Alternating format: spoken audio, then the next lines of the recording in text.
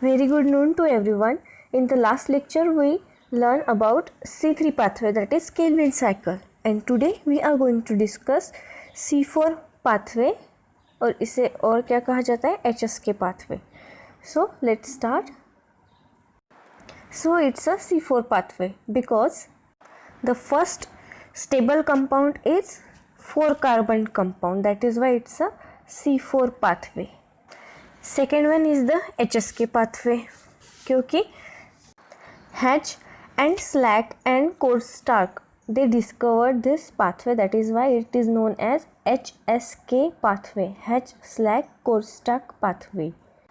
And it is also known as Decarboxylation pathway क्योंकि इसमें carboxylation जो है वो 2 बार होता है, that is why it's a Decarboxylation pathway. So let's see what is this C4 pathway. See, 1965 तक ये माना जाता था कि जो कार्बोक्सिलेशन प्रोसेस है वो सिर्फ C3 प्लांट्स में होती है, मीन्स CO2 का फिक्सेशन जो है वो सिर्फ C3 प्लांट्स या हायर प्लांट्स जो होते हैं इन्हीं में होती है.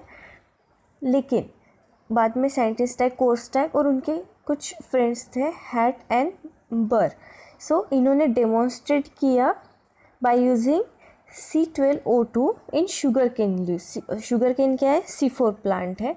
सो इसमें जो प्रोडक्ट था वो था C4 डाइकार्बोक्सिलिक एसिड. सो उन्होंने ये ऑब्जर्व किया कि C4 प्लांट्स में भी कार्बोक्सिलेशन प्रोसेस होती है, CO2 का फिक्सेशन होता है. फिर इनके बाद जो साइंटिस्ट थे हैच एंड स्लैक, इन्होंने ये ऑब्जर्वेशन को कंफर्म किया कि ये C4 प्लांट्स में भी CO2 फिक्सेशन होता है. They told that during photosynthesis in sugar cane leaves 4 carbon substances like oxaloacetate, malate and aspartate are synthesized. So the first stable compound is oxaloacetate और oxaloacetic acid जो कि 4 carbon का होता है, that is why it is known as the C4 cycle. और ऐसे plant जिनमें C4 cycle present होती है उन्हें क्या कहते हैं, C4 plants. Now let's talk about characteristic of C4 plants. The leaves of C4 plants possesses special anatomy, that is Kranz type. इसे Kranz anatomy भी कहा गया है. The vascular elements in C4 leaves remain surrounded by a layer of bundle sheath cells containing chloroplast in abundance. The bundle sheath cell is surrounded 1 to 3 layers of mesophyll cells which possesses very small intracellular spaces. See, this is the bundle sheath cell which is surrounded by these mesophyll tissues which are compactly arranged, and there is also some air space in between these mesophyll cells.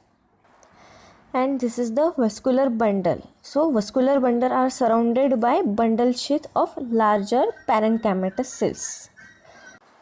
Then second one is the chloroplast in C4 leaves are dimorphic, that is distinctly of 2 types. First, the chloroplast of mesophyll cells are of normal type, and the chloroplast of bundle sheath cells are comparatively quite larger in size without grana or photosystem too, but contain starch grains and arranged centripetally. See, these are the C3 plant and C4 plant Kranz anatomy. C4 plants Kranz anatomy. C3 plants में जो है वो C3 cycle takes place in bundle sheath cells and C4 cycle takes place in mesophyll cells. That is the difference between C3 plants and C4 plants. So C4 plants में ऐसी Kranz anatomy आपको देखने को मिलेगी if you observe under microscope. Then PEP carboxylase enzyme occurs in mesophyll cells. PEP carboxylase enzyme क्या करता है वो बाद में देखेंगे. Then next characteristic is C4 cycle is performed in mesophyll cells while C3 cycle is performed in cells of bundle sheath. Next one is they possesses 2 types of CO2 acceptor. One is the phosphoenol pyruvate which occurs in the mesophyll cells, and ribulose diphosphate, that is RUDP, which occurs in the bundle sheath cells. Next is the in them the first stable compound formed is oxaloacetic acid जो कि 4 carbon का होता है. That is why it is known as the C4 cycle. If we take a cross section of a leaf of maize और sugar cane, जो भी C4 plants है, इसके अगर ट्रांसफर सेक्शन देखेंगे तो उसमें हमें क्रैंज एनाटोमी देखने को मिलेगी. क्रैंज एनाटोमी मीन्स यहाँ पे जो अरेंजमेंट है this will like this, bundle sheath cells with larger chloroplast and mesophyll cells with few small chloroplasts. Next characteristic is C4 plants are found in tropical and subtropical regions. Then they grow fast at high temperature and in more light intensities. Means इसका temperature 25 to 40 degree Celsius तक होगा. Therefore, C4 plants are called efficient plants. The optimum temperature for their growth varies from 30 to 45 degrees Celsius. Then in C4 plants, the O2 has no inhibitory effect and they lack photorespiration. So these are the characteristics of C4 plants. Now let's see the C4 pathway. Reactions of H and slack cycle. H and slack cycle is completed in the chloroplast of mesophyll cells and bundle sheath cells. Following reactions occur during this cycle. So the first is the means reaction occur in chloroplast of mesophyll cells. So इसमें first जो reaction है वो that is formation of oxaloacetic acid, the first stable compound which is of 4 carbon. The primary acceptor of CO2 in this cycle is a 3 carbon compound phosphoenol pyruvic acid. See जो atmospheric CO2 होता है उसे first accept करने वाला compound कौन सा है? PEP, that is phosphoenol pyruvic acid जो कि 3 कार्बन कंपाउंड है. Then in mesophyll cells the atmospheric CO2 first combines with water to form bicarbonate ion that is HCO3 in presence of the enzyme carbonic anhydrase. See, this reaction is occurring in mesophyll cells. Means mesophyll cell में क्या होगा? CO2 accept किया जाएगा. कौन करेगा accept? 3 carbon compound phosphoenol pyruvic acid. और इसके बाद अब क्या होगा? See in this diagram you can see CO2 जो है वो एटमॉस्फेरिक CO2 एक्सेप्ट किया. किसने? फॉस्फोइनॉल पायरुविक एसिड ने, जिसके वजह से क्या हुआ? इसका कन्वर्शन हुआ oxaloacetic acid, the first 4 stable compound. Oxaloacetic acid is a stable compound जो कि 4 कार्बन का है. सो ये प्रोसेस कहाँ पे हो रही है? This is the mesophyll of chloroplast. अब ये ऑक्सैलोएसिटिक एसिड बन गया. अब इसका कन्वर्शन किस में होगा? एक तो मैलिक एसिड में होगा या फिर एस्पार्टिक एसिड में. सी मैलिक एसिड और it is also known as malate aspartic acid और you can also say aspartate. So malic acid और एस्पार्टेट में इसका कन्वर्शन होगा. अब ये मैलिक एसिड जो है वो मेसोफिल सेल्स से कहा जाएगा. It will go into the bundle sheath cell. Now this malic acid comes in bundle sheath cell and it get converted into pyruvic acid. Means bundle sheath में क्या produce हो रहा है? Pyruvic acid. और mesophyll cell में क्या produce हो रहा है? Oxaloacetic acid. So bundle sheath में पायरुविक एसिड बन गया.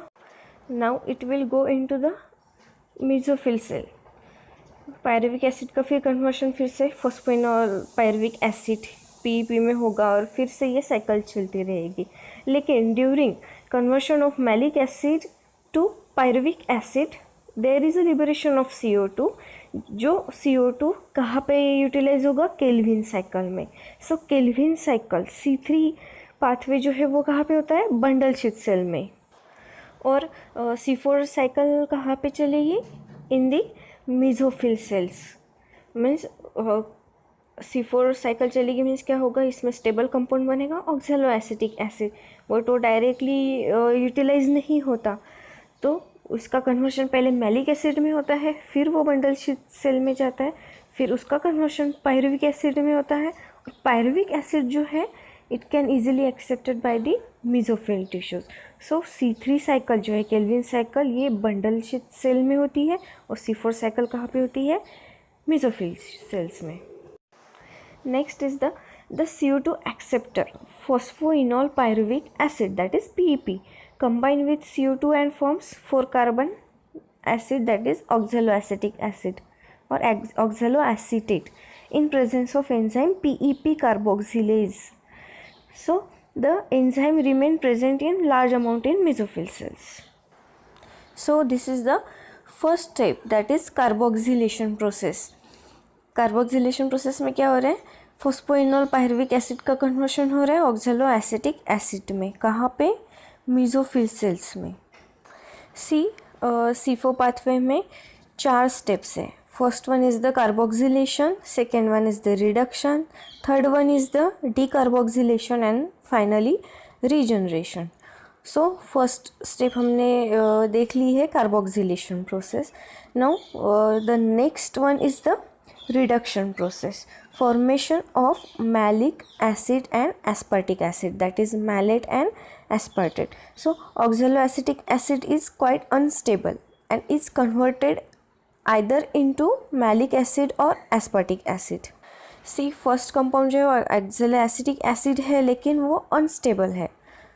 4 कार्बन कंपाउंड तो है ही, इसकी इसीलिए इसे C4 पाथवे भी कहा गया है, लेकिन ये अनस्टेबल है. सो वो किस में कन्वर्ट हो जाता है, मैलिक एसिड और एस्पार्टिक एसिड में. The oxaloacetic acid is reduced to malic acid by using light generated NADPH and H. This reaction is catalysed by the enzyme malic dehydrogenase. Malic dehydrogenase क्या करता है, oxaloacetic को acetic acid को convert करता है malic acid में. और अगर एस्पार्टिक एसिड में कन्वर्ट होगा तो कौन सा एंजाइम यूज्ड होगा, aspartic transaminase enzyme. Last one is the C4 acid, that is malic acid and aspartic acid are then transported to the chloroplast of the bundle sheath cells. As in the diagram we have seen कि mesophyll cells में oxaloacetic का conversion होगा malic acid में, और वो malic acid कहाँ पे आएगा, बंडल शीथ सेल में. See, this is the step second में आप देख सकते हैं, this is the malic acid and this is the aspartic acid. Oxaloacetic का कन्वर्शन एक तो मैलिक एसिड में होगा या फिर एस्पार्टिक एसिड में होगा. और ऑक्सैलोएसिटिक एसिड क्या है, अनस्टेबल 4 कार्बन कंपाउंड है. सो यहाँ पे क्या हुआ, रिडक्शन हुआ है. So second step is completed. Next third one is the decarboxylation होता है, तो इसमें फिर से क्या होगा, कार्बोक्सिलेशन होगा. So now reaction occurring in bundle sheath of chloroplast means जो decarboxylation and regeneration है वो कहाँ पे होगा, bundle sheath cell में. So third step is the formation of pyruvic acid in bundle sheath chloroplast. The malic acid undergoes oxidative decarboxylation to yield pyruvic acid and CO2 in presence of malic enzyme. So bundle sheath cell में क्या हो रहा है, malic acid का conversion हो रहा है pyruvic acid में. Next one is the formation of phosphoenol pyruvic acid. Phosphoenol pyruvic acid से हमें ऑक्सैलोएसिटिक एसिड बनाना है, तो इसके लिए और फॉस्फोइनोल पायरुविक एसिड चाहिए. So there is a process regeneration. This is the step of regeneration. The pyruvic acid produced by oxidative decarboxylation is transported back to the mesophyll cells. Means pyruvic acid bundle sheath cell में produce हुआ, लेकिन अब हमें फिर से वो cycle चलानी है, ऑक्सैलोएसिटिक एसिड बनाना है. सो ये पायरुविक एसिड कहाँ पे जाएगा, बंडल शीथ सेल से it will go back to the mesophyll cells. Where is it it is phosphorylated to phosphoenol pyruvic acid in the presence of enzyme pyruvate phosphate dikinase. Kinase क्या करता है, phosphate group add करता है. यहाँ पे क्या हो रहा है, फॉस्फोराइलेशन हो रहा है. फॉस्फोराइलेटेड मीन्स पायरुविक एसिड का फॉस्फोराइलेशन हो रहा है. वो कौन सा एंजाइम कर रहा है, डाइकाइनेज. काइनेज क्या करता है, फॉस्फेट ग्रुप ऐड करता है. और डाइकाइनेज क्यों, क्योंकि 2 जगह पे फॉस्फेट ग्रुप ऐड कर रहा है. सो enzyme which is used in the conversion of pyruvic acid to phosphoenol pyruvic acid is pyruvate phosphate dikinase. Kinase का काम क्या है, वो फॉस्फेट ग्रुप ऐड करता है। So this was about the C4 cycle. Now let's see signification of C4 cycle. In C4 plants, it increases the photosynthetic yield 2 to 3 times more than C3 plants. In C4 plants, it performs a high rate of photosynthesis even when the stomata are nearly closed. Then it increases the adaptability of C4 plants to high temperature and light intensities. Means 45 तक भी temperature गया फिर भी C4 plants में जो है carboxylation process होगी. Then they can very well grow in saline soils because of presence of C4 organic acids. So this was about the significance of C4 cycle. Now let's see the difference between C3 cycle and C4 cycle. So C3 cycle के characters देखते हैं. The primary CO2 acceptor is a 5 carbon compound ribulose diphosphate और इसे bisphosphate भी कहा गया है. So RuBP और RuDP. Then the first stable compound formed is phosphoglyceric acid that is PGA जो कि 3 कार्बन कंपाउंड होता है. इसीलिए इसे C3 साइकिल कहा गया क्योंकि फर्स्ट कंपाउंड जो फॉर्म होता है that is 3 carbon compound 3 PGA. Then C3 cycle is completed in only one type of chloroplast present in mesophyll. Means mesophyll cells में ही केल्विन साइकिल होती है. It takes place at comparatively low temperature. अगर temperature low भी हुआ फिर भी C3 cycle जो है वो होगी. Then photorespiration occurs in C3 plants. Photorespiration यहाँ C3 प्लांट्स में होती है. The rate of photosynthesis is comparatively lower.